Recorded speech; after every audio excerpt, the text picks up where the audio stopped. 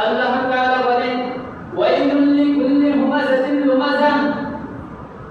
হে দুনিয়ার মানুষ জেনে রাখো, প্রত্যেক ওই ব্যক্তির জন্য ধ্বংস, ওয়াইলুল লিকুল্লি, প্রত্যেক ওই ব্যক্তিদের জন্য ধ্বংস যে ব্যক্তিরা হুমাযাতিন লুমাযা, যারা চোখের সামনে গীবত করে, যারা মানুষের সামনে গীবত করে, চোখের সামনে তাকিয়ে বলে তুই কেমন, মানুষের সামনে তাকিয়ে মানুষের দোষ নিরসন করে, ওই ব্যক্তিদের জন্য ধ্বংস।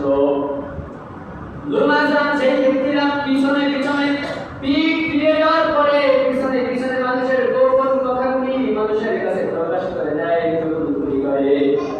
লুমাযা মানে হলো এক ব্যক্তি, এমন ব্যক্তি যেই ব্যক্তি একের কথা অপরের কাছে লাগায়, আমার কথা এক ভাইয়ের কাছে বলে, তার কথা আমার কাছে বলে। লুমাযা যেই ব্যক্তি এমন করে, আল্লাহ তাআলা বলেন ওই ব্যক্তিদের জন্য ধ্বংস। অতএব তোমরা সামনেও মানুষের গীবত করবে না, মানুষের রক্ষা করবে না, এবং মানুষ যখন পিছে ফিরে যায় পিছনেও মানুষের দোষ একটা ওর কাছে বলবে না, চুরি করবে না। আল্লাহ তাআলা এখানে স্পষ্ট ভাষায় ধ্বংসের ব্যাপারে জানিয়ে দিলেন।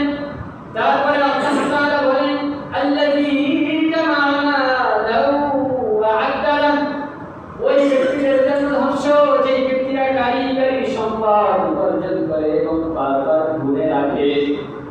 যেই ব্যক্তিরা কারিগরি সম্পদ উপার্জন করে এবং বারবার গুণে রাখে তাদের জন্য ধ্বংস। মানে কি?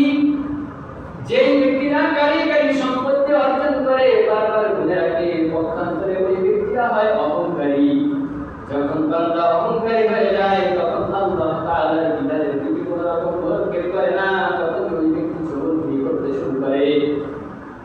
এখানে আল্লাহ তাআলা স্পষ্ট একটি হুকুম বাতলে দিলেন, বললেন তোমাদের মধ্যে যে ব্যক্তি গীবত করবে মানুষের সামনাসামনি, মানে হলো চোখের দিকে তাকিয়ে তাকে বলবে তুই তো বেটা এমন।